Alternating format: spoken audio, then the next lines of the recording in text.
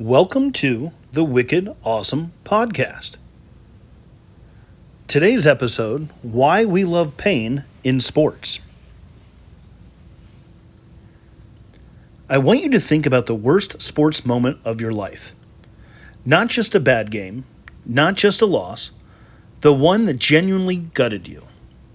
The one where it happened and time kind of stopped, even for a brief second, where the room went quiet. Or he sat there staring at nothing, or he had to go for a walk just to feel normal again. Maybe you were a kid. Maybe this is the first time sports really broke your heart and you didn't fully understand why it hurt so much. Maybe you were an adult and it surprised you how much you cared, how physical it felt, how long it stayed with you. Maybe you were with your dad or your friends packed into someone's apartment, or completely alone at midnight, just you and the television. But here's what I do know, without knowing anything else about you. You remember exactly where you were. Now, do this. Think of your best sports memory. Think of the greatest memory your team, the greatest moment your team had ever given you. The one you'd tell a stranger about. And now my question is, which emotion, which memory came to you faster? That's what we're digging into today. Why pain writes itself into us deeper than joy does. Why the losses stick when the wins fade. And what that says maybe about why we love sports in the first place. Now the easy answer to all of this is we watch sports for the wins. Obviously the championships and the buzzer beaters and the moments we'll describe in detail to people who weren't even there. That's the good stuff, the ones where strangers hug each other on the street. And look, I'm not going to pretend that that's not real. That's a real thing, and winning feels incredible. I'm not here to argue. But here's where it starts to fall apart as an explanation. If winning is the point, if that's what we're actually there for, then the math doesn't really work. Because most fans of most teams lose more than they win. A lot more. Some fan bases have gone a decade without a playoff win. Some have gone generations without a championship. And there are fans alive today who have never seen their team win the big thing they watch every year hoping to see. And yet they're still there, still showing up, still buying the jersey, still caring in a way that if you tried to explain it to someone who didn't follow sports, well, it would sound a little unhinged. So what is actually going on? What's the real mechanism here? Because we do it for the wins doesn't explain a Browns fan. It doesn't explain someone whose team hasn't won a championship in 40 years, who still watches every game with the same intensity as someone whose team just won 3 in a row. There's something else happening, and I think it's something we almost never talk about directly. Here's the question I want to sit with today. If the suffering isn't the price of admission to loving sports, what is actually the reason? What if we don't love sports despite the pain, but because of it? I know that sounds a little counterintuitive, maybe even a little uncomfortable or a little bummer, and that's kind of the point. Because I think if you actually look at the psychology, the neuroscience, the history of why humans need what sports gives us, the answer is genuinely surprising. We're going to look at 3 things today. What's actually happening in your body when you watch a painful loss, and why that's not an accident. What sports replaced in our culture that used to be filled by something else entirely. And the thing that really got me, the counterintuitive truth about what winning actually does to fans and what losing does instead. Let's start with your brain because it's doing something you probably don't realize. There's a specific moment in every devastating sports loss, you probably know the one I mean, and it's not the final buzzer, and it's not the last whistle. It's about 2 seconds after, when the crowd or the room goes quiet. Not silent quiet. There's a difference. Silent is the absence of sound. Quiet is when there's 30,000 people that all have stopped breathing at the same time, and the air just goes out of the building. And if you've ever been in that stadium or just in a room full of people watching, you know that feeling is physical. It lands in your chest. There's something that drops or tightens or just goes hollow. It's not metaphorical. Something actually happens in your body. I remember a moment like that vividly. I won't bore you with the details, but I will tell you I was with people I'd known for years, and we all just sat there. Nobody said anything. Probably lasted a full minute. Because there was nothing to say, and also because none of us could quite access the words to describe what had just happened. Turns out, this is the part that surprised me, that's not a metaphor. That's physical sensation, and it's real, and it has a biological explanation. Researchers who study fan psychology have found that watching high-stakes sports, particularly fans with strong team identification, experience real physiological stress responses during games. We're talking measurable cortisol spikes, elevated heart rate, increased adrenaline. The same hormonal cocktail that would be produced if you were actually playing the sport yourself. Your nervous system, at some level, doesn't fully distinguish between watching and doing, between something happening to your team and something happening to you. Which means every brutal loss you've ever watched, your body lived that. Not as a spectator sitting safely on the sidelines, but as a participant, as someone it actually happened to. Now here's where it gets really crazy.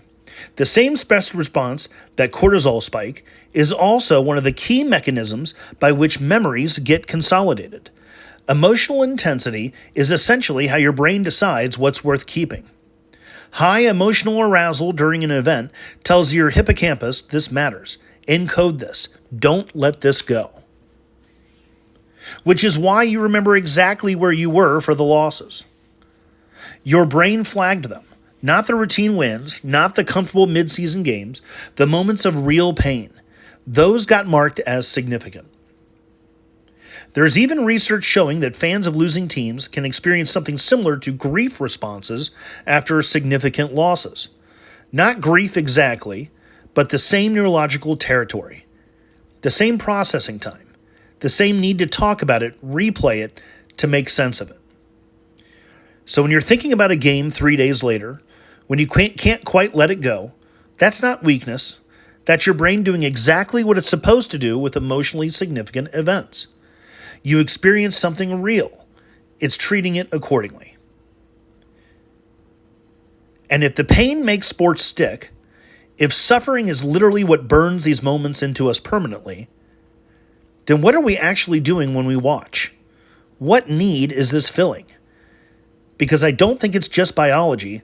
I think it goes much deeper than that. Here's something worth sitting for a second. For most of human history, like the overwhelming majority of recorded human experience, communities bonded through shared suffering. Rites of passage, initiation rituals, harvest ceremonies, collective pilgrimages, shared hardships that cut across everything: age, status, background. In many cultures, you weren't considered fully part of the community until you'd gone through something difficult with the community, until you had suffered alongside them.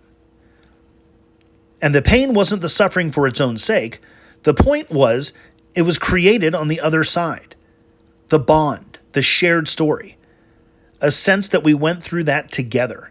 And that means something, and that nothing comes easier than that to replace. Anthropologists call this communal effervescence, the feeling of being dissolved into something larger than yourself through a shared, intense experience. It's one of the most powerful social bonding mechanisms humans have. And for most of history, it was built around community and around these shared events. But here's where we are now. In modern life, particularly in the West, most of those rituals are gone. They're hollowed out or reduced to something so privatized and individual that they don't do communal work anymore. We don't have many experiences left that pull an entire city, an entire region, into the same feeling at the same time. Except sports. Think about what a playoff run actually is. Not a sports event, as a social phenomenon. Weeks of collective anxiety building across an entire city.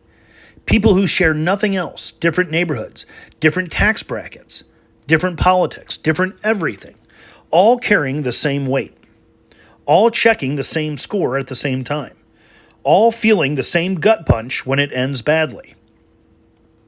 That's not entertainment, that's ritual. A genuinely functioning communal ritual. We've essentially outsourced our ancient need for shared suffering to a group of people in matching uniforms. And the remarkable thing is, it's working. It's doing exactly what those ancient rituals did. It's building bonds that wouldn't exist otherwise. It's creating shared stories. It's giving people a collective identity that cuts across everything that normally divides us. Think about Cincinnati Bengals fans. Here's a fan base that has watched their team lose. A lot. For a long time. Not without hope, not without some incredible moments, but with a very specific flavor of heartbreak that makes Bengals fans describe to you in vivid detail every heartbreak they had. Just give them 30 seconds. And yet, here's the thing. Their devotion is extraordinary, multi-generational. Parents who passed it to kids who are passing it to their kids. People who have spent decades watching this team, suffering through this team, and would not trade that suffering for anything because what it connects them to.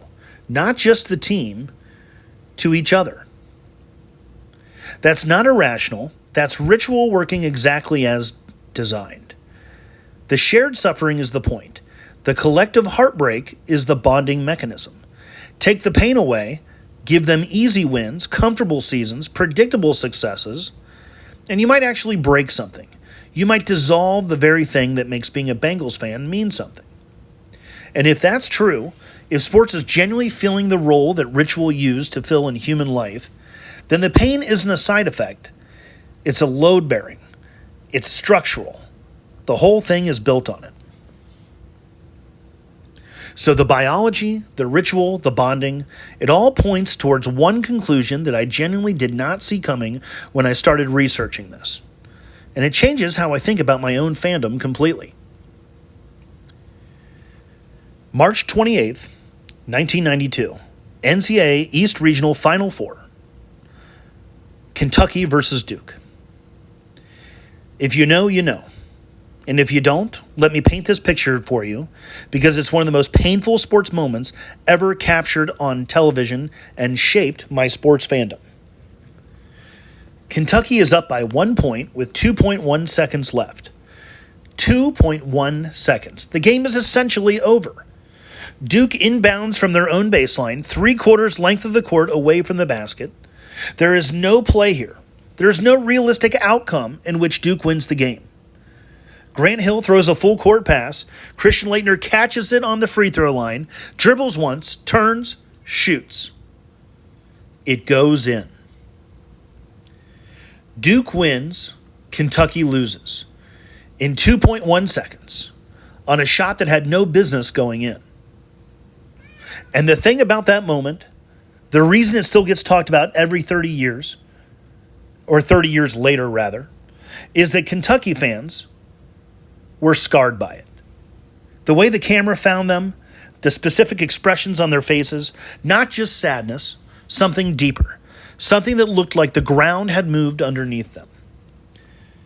Being a Kentucky fan and talking to Kentucky fans about that game, people who watched it as kids or teenagers like myself, and adults, every single one of them remembers exactly where they were, who they were with, and what happened after. A shot that lasted less than a second has lived in these people's minds for decades. And now here's what I want you to notice. When Kentucky fans talk about the game, and they still do, they don't just talk about the pain. They constantly recall who they were with, where they were. The loss is inseparable from the people they experienced it with. The pain just didn't mark the event. It marked the relationships. So I started thinking, and it's specific to Kentucky, or does this happen to every fan? When I look at the Bengals, a completely different sport, a completely different kind of suffering, decade after decade of it, I see the same thing. Bengals fans just don't know their team's history. They live it. They know every part of it. The losses are shared property. The heartbreaks are communal stories. There's a whole language that Bengals fans speak with each other that is built entirely out of collective disappointment. And that language bonds them in a way that no championship run has ever quite replicated.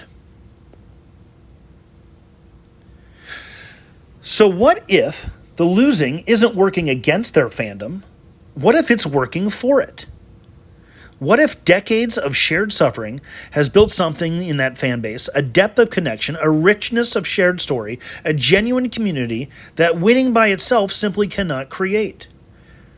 And what does that say about what we're actually looking for when we watch? Because the answer is genuinely surprising. And honestly, it's a little uncomfortable if you're someone that thinks sports is just entertainment. Okay, here's what the research actually shows. Psychologists who study sports fandom have found that suffering deepens fans' attachment, not despite the losing, because of it. Teams with long histories of heartbreak consistently show higher levels of fan identification, more emotional investment, stronger community bonds with the supporters and their teams, and this is comparable even to the better sports teams. The Bengals aren't a fan base in spite of the suffering.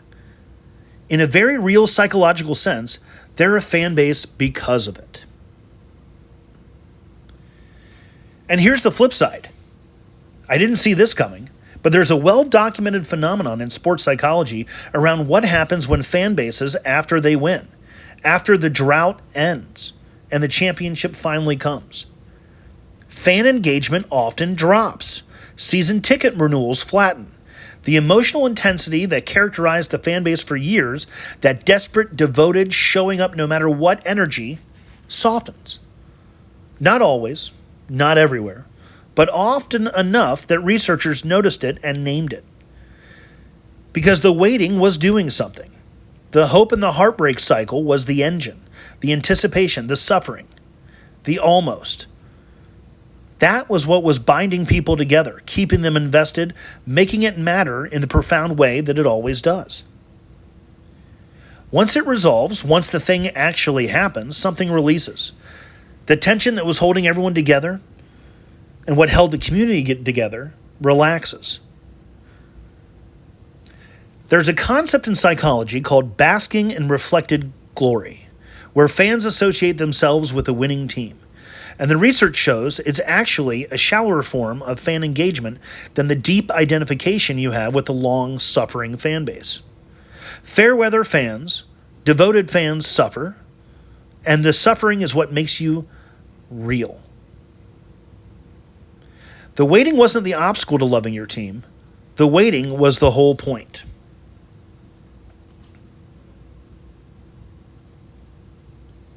Which means, and I find this uncomfortable and a little beautiful at the same time, when you're suffering through another Bengals season, another heartbreak, another almost, you're not failing to enjoy sports.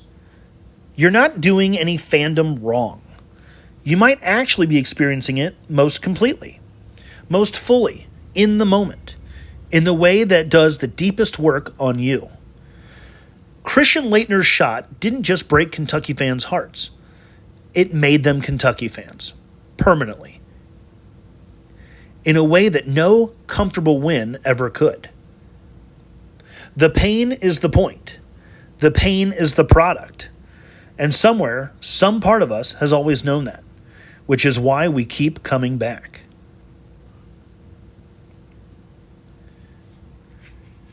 So I've been thinking about what it means that our worst sports moments are our most vivid ones, that the losses are what stays. The gut punches are what we talk about decades later. And I keep coming back to this. It's not a flaw, it's not a bug, it's the mechanism. Pain is how sports write themselves into us, and it's how they become a part of our story rather than just something we watched. The people that watch that Laettner shot will always have that sports memory. It's part of their biography, a chapter of who they are. It happened to them. Neurologically, emotionally, in every way that matters, it happened to them. And Bengals fans who've been showing up for decades through all of it, they don't just have team loyalty. They have something that looks a lot more like the oldest and most meaningful human bonds look like.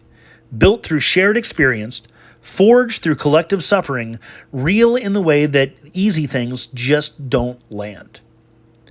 I don't think we watch sports to feel good. I think we watch sports to feel. Fully, completely, in our bodies, in our memories, in our relationships. And pain, it turns out, is the most efficient vehicle for what we found. Now, the next time your team breaks your heart, and they will, I want you to notice what happens in the days after. Notice who you call. Notice what you keep replaying in your head. Notice what topics you bring up with other people.